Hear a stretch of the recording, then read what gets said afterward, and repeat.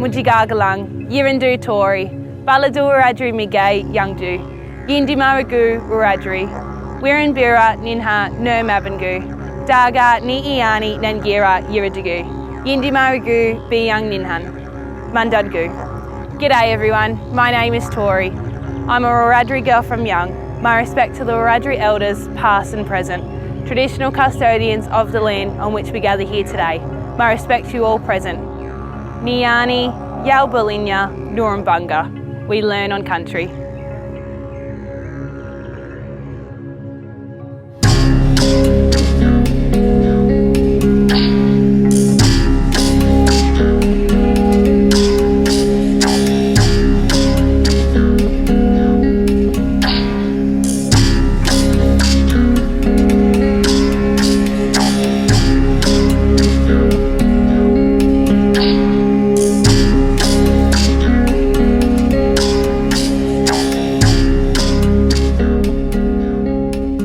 Niani nulawai nina, niji galia, nurangu, niani gingu, yalbilili gigu. Niani gu bara Wiradjuri main bu, Wiradjuri nurumbunga. Niani nuna yinjangawai gunana, balambambalbu, balgabangbu, gu bara Wiradjuri main galang, nanana nurumbungu. We gather today in this special place to continue our learning journey together. We acknowledge the Wiradjuri people as the traditional custodians of the land upon which we gather today. I would also like to acknowledge the Wiradjuri people's spiritual connection to country.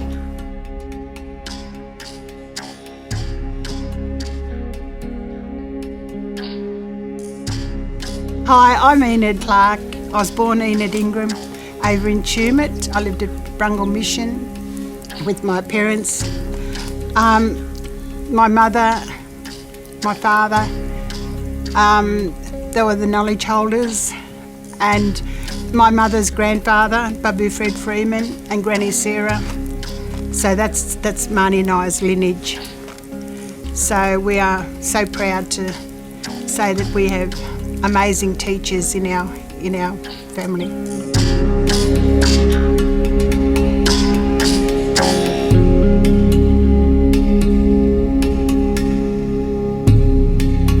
What we're doing here today is we're doing Brody, this is Brody Apps.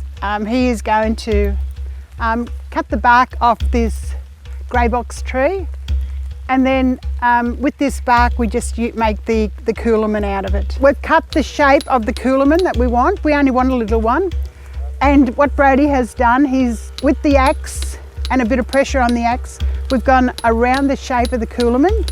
It's got to go through the bark and right to the actual tree trunk itself. And then we need a bit of pressure for the bark to come off. And we're lucky today because it's raining. If this was really dry, we'd have a lot of trouble getting this bark off. But because there's moisture in the tree, the Coolamon just pops off the tree. And that's the scar that it'll leave.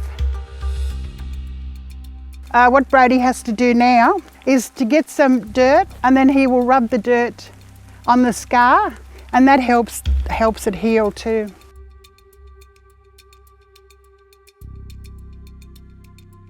This is a carrying implement, so in that we will put berries that we've collected, witchetty grubs that we've collected. It's a carrying implement, so we carry it like this. We carry it under our arms. So yeah. This will be treated. We'll take some of this bark off and we'll smooth it out and we'll rub some oil on it, and it'll last forever.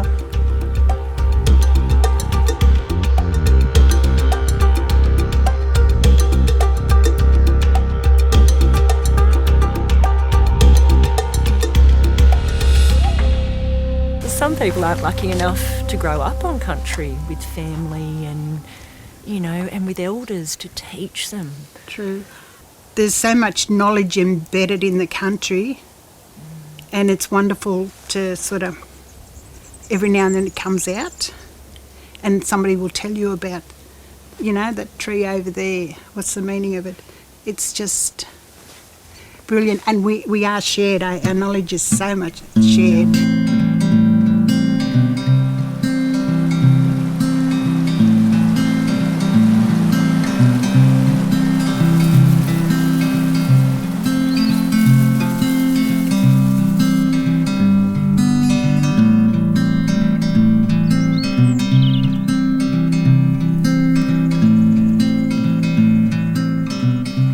Yiridamarang Mujigalang, UND Erin Lamshead, Baladur Wiradjuri Koorawatha.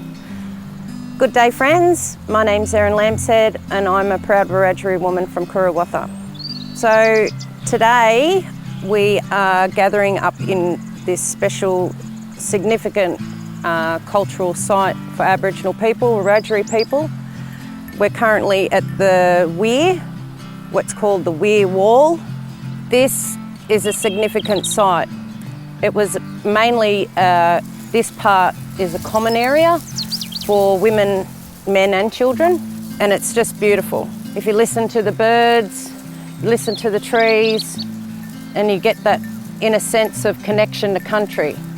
It's just beautiful, peaceful, and it takes you back and it makes you wonder, you know, how our old people, our ancestors, how they lived here on this land. You can just imagine them living their lives before colonisation.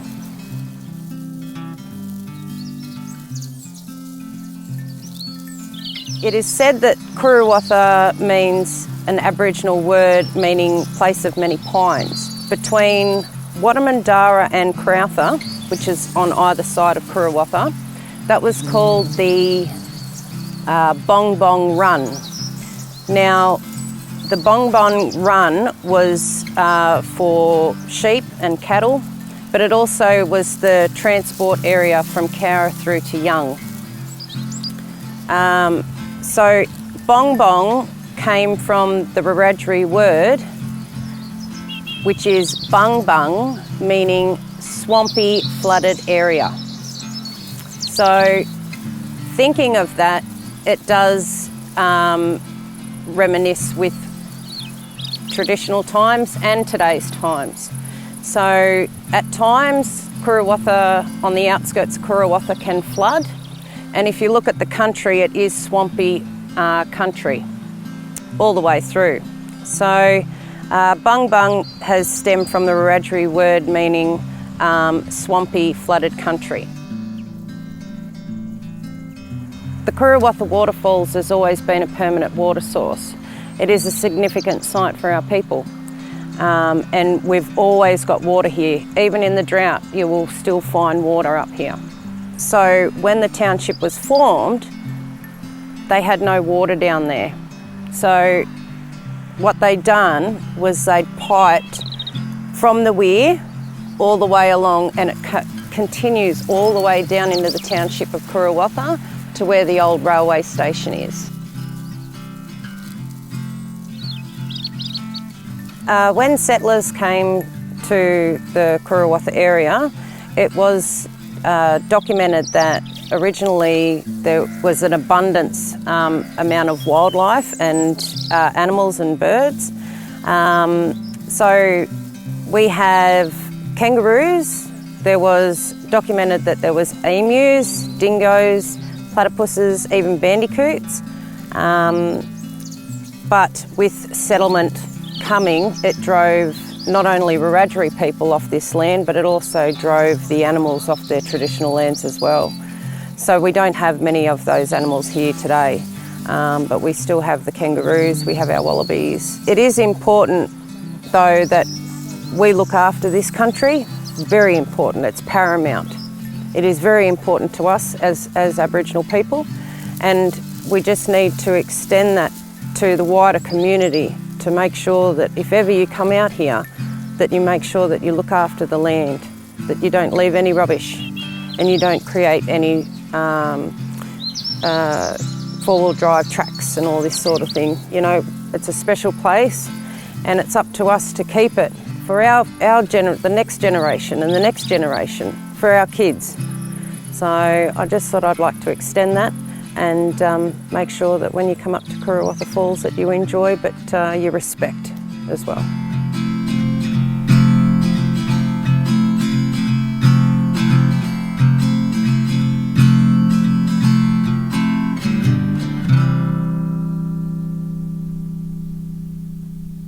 Growing up, it was drummed into us, the word respect. It is so important in our culture, and it's sad to say, but things aren't the way they were when I was growing up, but we're still there to help the kids anyhow. Respect who you are first. Respect the people around you. Respect the ground that we walk on. Care for country. Pick up that bit of rubbish that you see on the ground. Don't throw things on the ground. Walk over and put it in a bin. You are respecting the world that we live in. And yeah, I know you growing up, like Keithy and that, they were very strict, but you were taught to...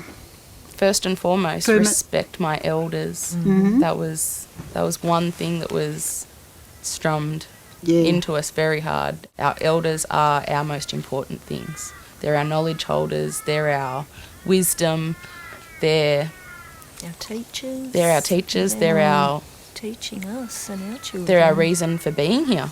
So, first and foremost, respect your elders. Yeah, yes, so true.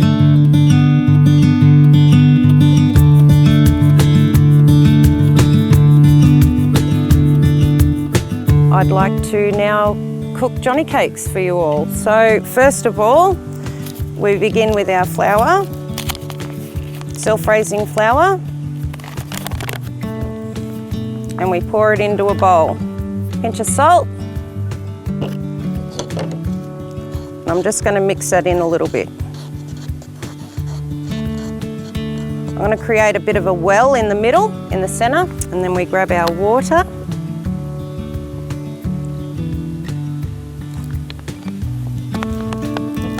Then, with our dusted hands, we're going to start folding it in. Damper and Johnny cakes for Aboriginal people has been an essential item. Traditionally, seeds were ground down from grasses and trees, ground down into a flour and just mixed with water and cooked over the fire. I'm just going to pop a little bit of flour onto the board so it doesn't stick onto the board.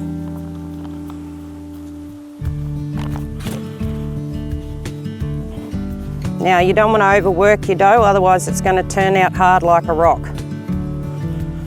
And essentially, let me get most of this off my fingers.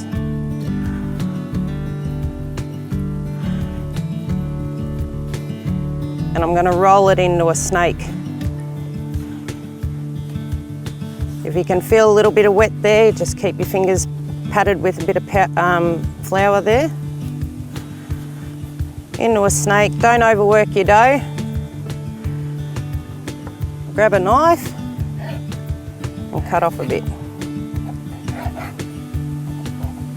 Johnny cakes are beautiful.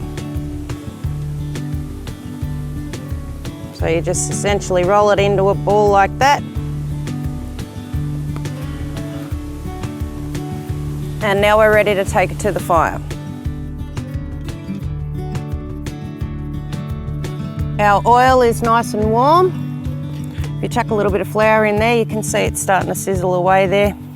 Now this is a fast process, so I'm only going to do a couple at a time, just so we don't burn them. So essentially don't throw it in there because the oil is very, very hot. Just lay them in there. I'm just going to chuck a couple onto this pan here, just so you can taste the different types of Johnny cake. And I can already see that the bottom half of the Johnny cake's turning an orangey colour, so it's virtually nearly time to flip. So you flip them over, gently. Now traditionally, this was done over in the coals, so the flour would be spread over the coals and the Johnny cakes or damper thrown on the coals, and then the coals covered over it. But today, with more modern times, I suppose, our people have experimented in either cooking in butter or oil. So we're going to take them off and we're going to drain them into paper towel now to drain that oil out.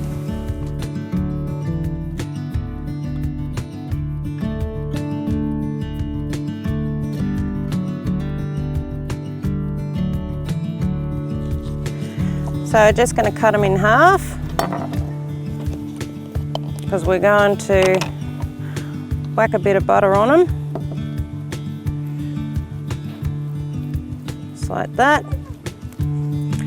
And golden syrup is a favourite to have on your Johnny cakes. Strawberry jam, honey. I've even put peanut butter on them.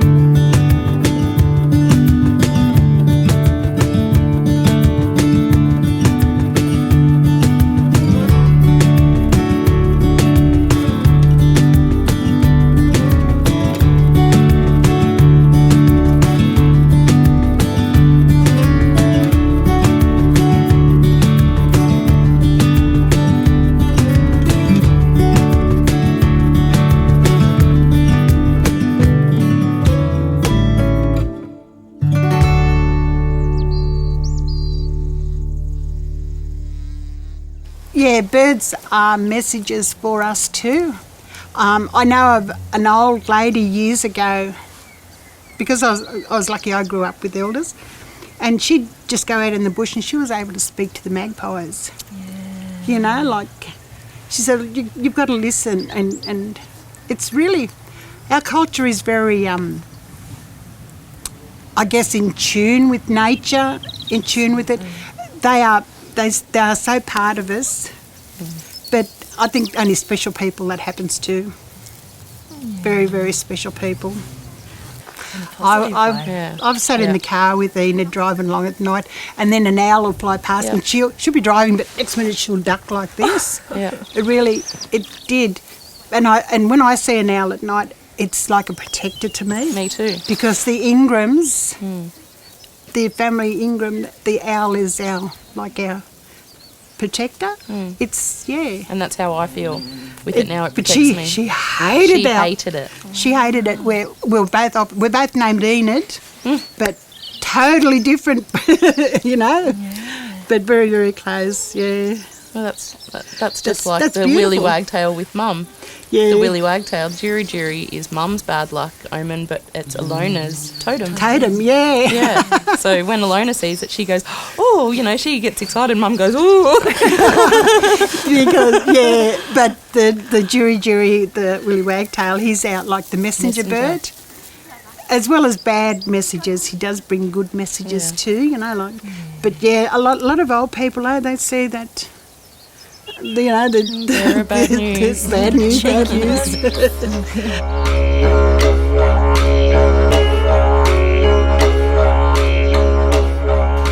Hi guys, I'm Ange, and we're just talking about some bush medicine and bush foods today.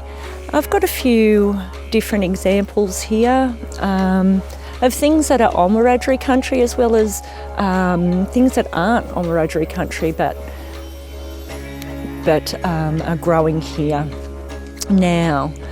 So we have here some condong seeds.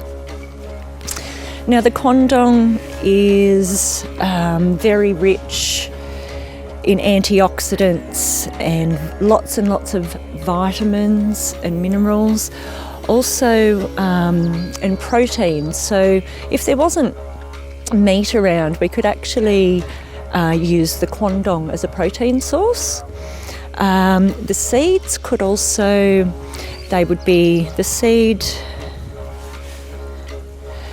would be cracked and there's a little membrane inside which actually has moisturising properties.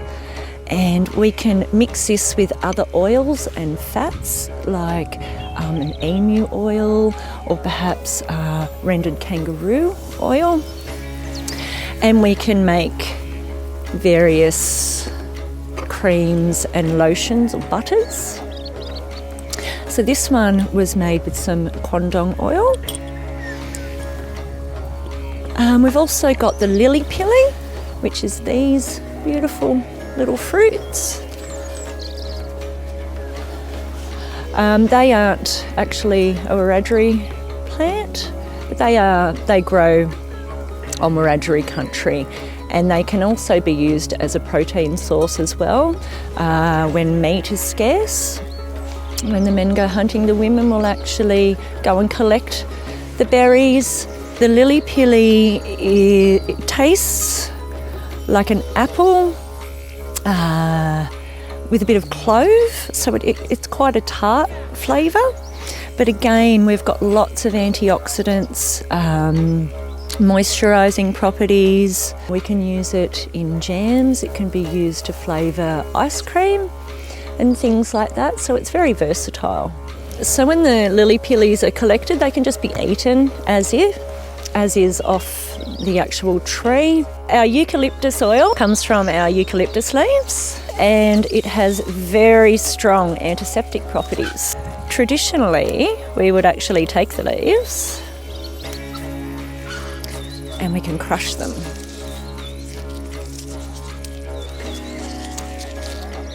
And the beautiful smell, all the oil in there. Something we can do nowadays actually get a few sprigs of our gum leaves, and you could actually hang them in the shower just for that beautiful scent, and also it'll clear the sinuses and any respiratory ailments that you might have. Eucalyptus is also an anti-inflammatory, so a wonderful use for our eucalyptus leaves. Have some and then we'll crush them in our hands, and there we go, we've got an instant hand sanitizer right there. We have our wattle seeds, and wattle seed pods, which is acacia. We have a lot of wattle on Wiradjuri country. Wattle seeds are fantastic, a form of fibre, and also probiotics with the little seeds, and they can also be ground down like this, so you'll use your millstone to grind them down. The wattle seed can actually be used as an exfoliant to scrub the dead skin cells off your body or lips or face, and packed full of vitamins as well, so it's very good for you. Bush foods are just amazing for healthy bodies. Over here we've got our old man saltbush. Now this one is amazing. It is basically our salt, but it has 20% less sodium than the salt that we use today. And obviously there's lots of different vitamins and minerals in there as well. Okay, so with the saltbush, we just grab the younger leaves. It is the salty flavour, but it's delicious actually. Way better than table salt. A lot more flavourful, but just amazing, packed full of vitamins and minerals as well. Okay, so this oil that I've previously made is actually made out of quandong oil. Highly moisturising and very good for all over your body. You can actually mix it with carrier oils, and that is highly recommended for our oils, and especially eucalyptus, because it is so strong and it can burn you. So we need to mix these with other different oils so that we can apply them to our body safely. Our lily pillies, quandongs, things like finger limes and Davidson plums. So much vitamin C, 200% more vitamin C than an orange. So, you know, our fruits and plants and shrubs packed with vitamins and minerals which are really good for our bodies. But every now and then I'll use the word Koori, where before used to always use it, but now just no, Wiradjuri Not so woman. much as But we've got connections too with, we are Wiradjuri, we're Ngunnawal, we're Yorta Yorta. But we mainly identify as Wiradjuri, but our bloodline consists of that. It also consists of Irish and English and Scottish. I can go back, I think it's like, I don't know, 7 or 8 generations on my dad's side, because there's his grandmother's from Scotland. So I'm lucky because there's recordings down.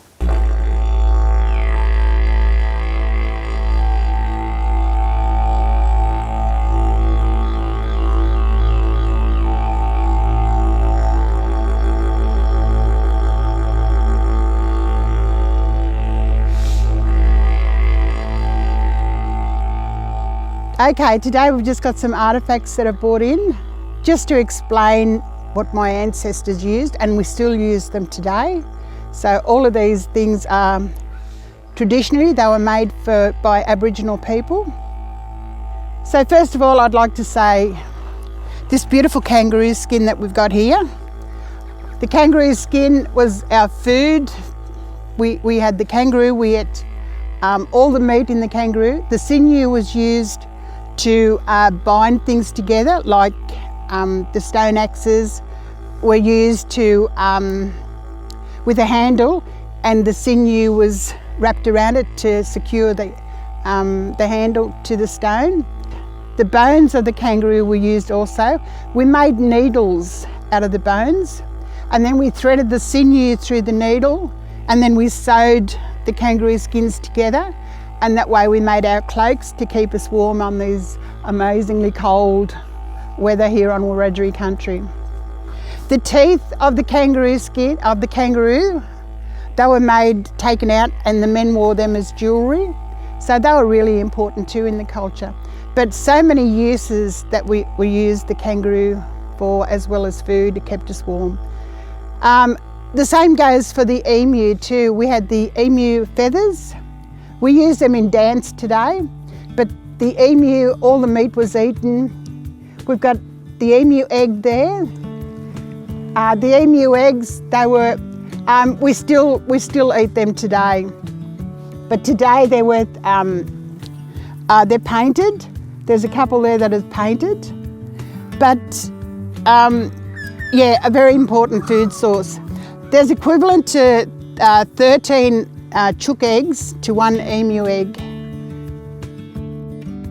Also the leather on the emu, it's really a beautiful leather, and it really looks really nice because where the feathers are plucked out, there's like little indentations in the leather, and it looks really pretty. The feathers today are used in jewellery. There's like a skirt that is made that the girls use to dance with.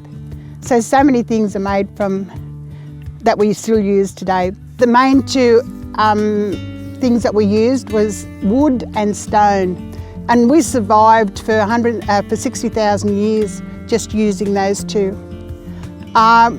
We do so much respect a tree, because from that tree we got our weapons, like the the boomerangs. We got our musical instruments, the clapping sticks, Coolamons. This beautiful, amazing Coolamon, right down to little tiny ones. The one that we saw Brodie cutting the Coolamon off the tree, that would be about the size of it. In the Coolamon, this was placed down, and then the babies were put in that, and this just kept them nice and warm and soft. We've got the stringy bark from the stringy bark tree. This bark, it's you strip it off, and then you plait it, and then you plait it again.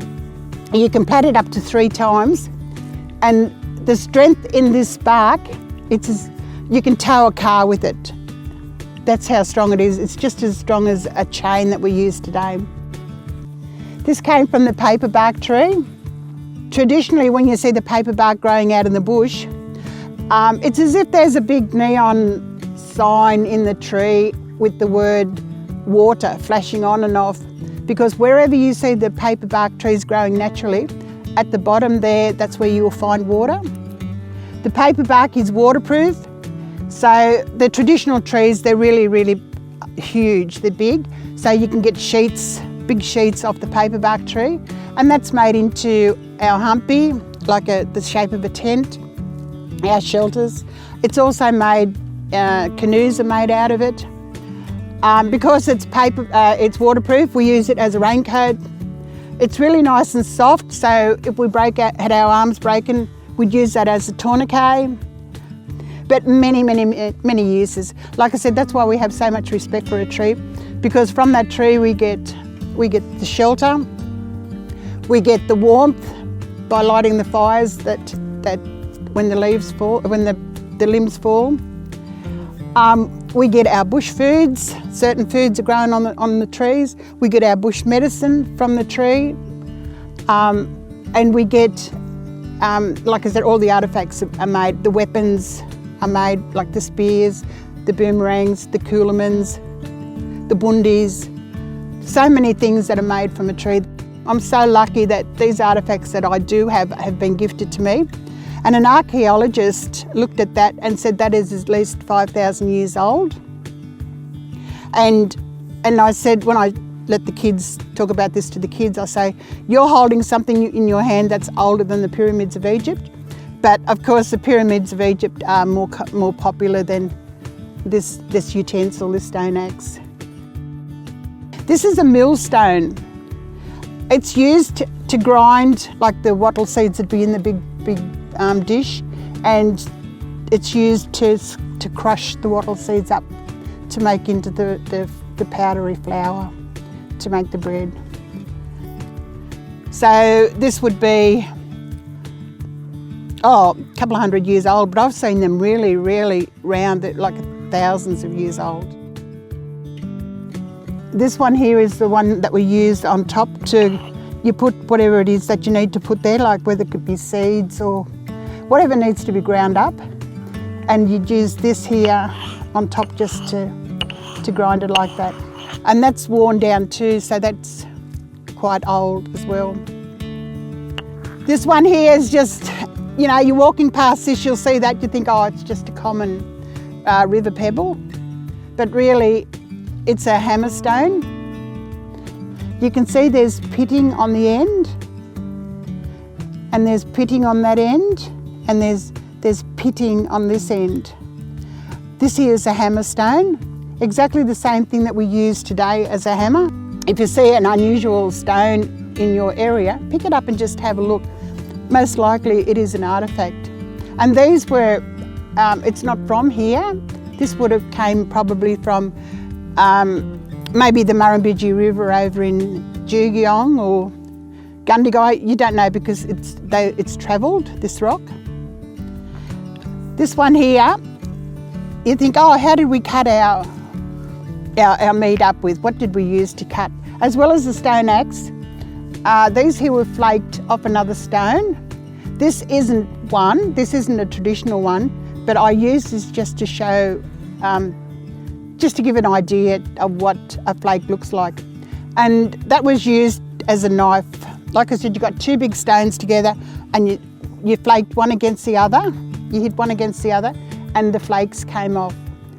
The men were so proficient in their tool making that they would have flaked each all around here, and it would have made a serrated edge, just like a serrated edge knife that we use today. What we've got in our hands now, the girls have got two baskets, and they're woven from, they were gifted to me too. They're from the Pandamas, so they are not Wiradjuri, they are Northern Australia. Yeah, amazing, and they're dyed with different, the colours of the bark on trees, the roots.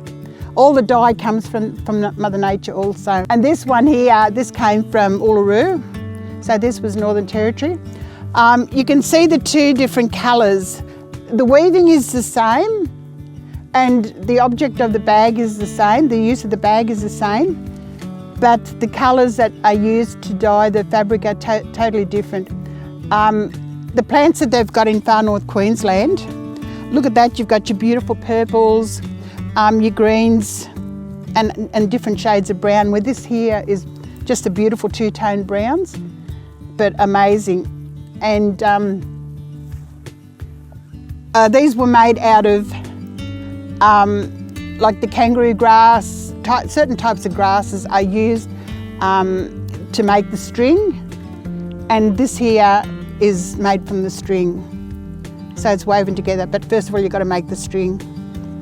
Because our history has never been written down until the Europeans came to this country.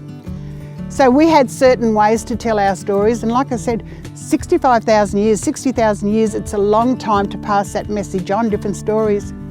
So I've got two paintings there. These are done with bark, and they use ochre, certain ochre pits. There's an ochre pit down in Barmah Forest, and you've got your yellows, you've got your reds, and there's like the different shades of purples. Oh, it's just a beautiful ochre pit down there. I was told that we've got a white ochre pit here, not far from where we are here. So what I have here is I have some white ochre that I've sourced. So all I'm going to do is I'm just going to demonstrate how to crush and grind it up. White ochre is used mainly for women and children, for ceremony and dancing, corroboree. So you just bust up a little bit and then grind it. This is a special rock of mine, rocks that I suppose they've chosen themselves for me. And these will be handed down to my children.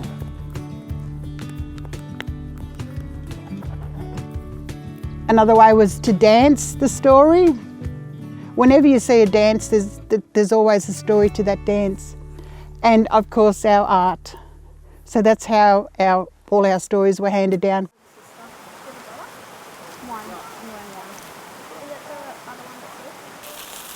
Balogir bang niani jinja jore, guninorum bangu niani jinja jore.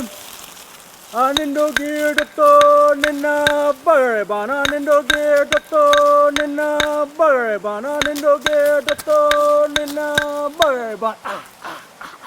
Anindo gir dato nina barebana, anindo gir dato nina barebana. Anindo gir dato nina barebana. Anindo gir dato nina barebana, anindo gir dato nina barebana. Anindo gir dato nina barebana. Nyala wala win, no mag wala win, mandangu. Yo! Jula jula jula, bamme ganina jula. Nampa gamoro wordre, jula jula jula. Jula jula jula, bamme ganina jula. Nampa gamoro wordre, jula jula jula. Jula jula jula, bamme ganina jula. Nampa gamoro wordre, jula jula jula. Jula jula jula, bamme ganina jula. Nampa gamoro wordre, jula jula jula. Goodbye.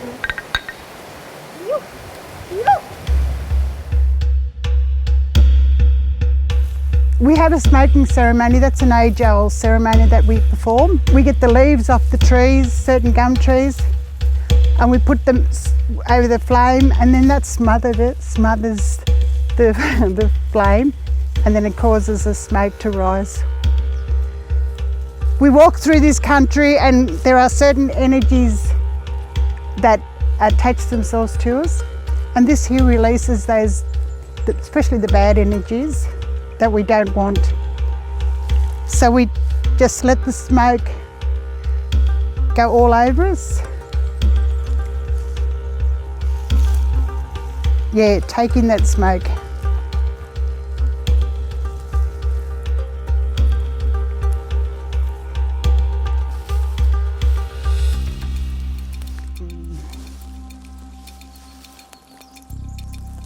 beautiful.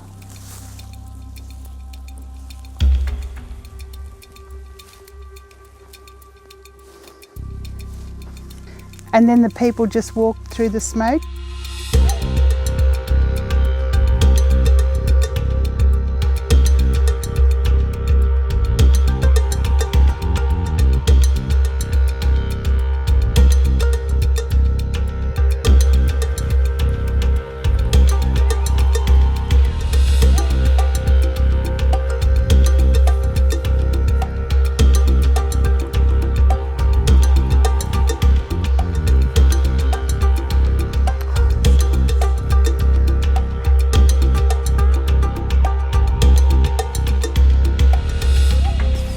I'm really proud of everybody here that's helped work on this to make this documentary.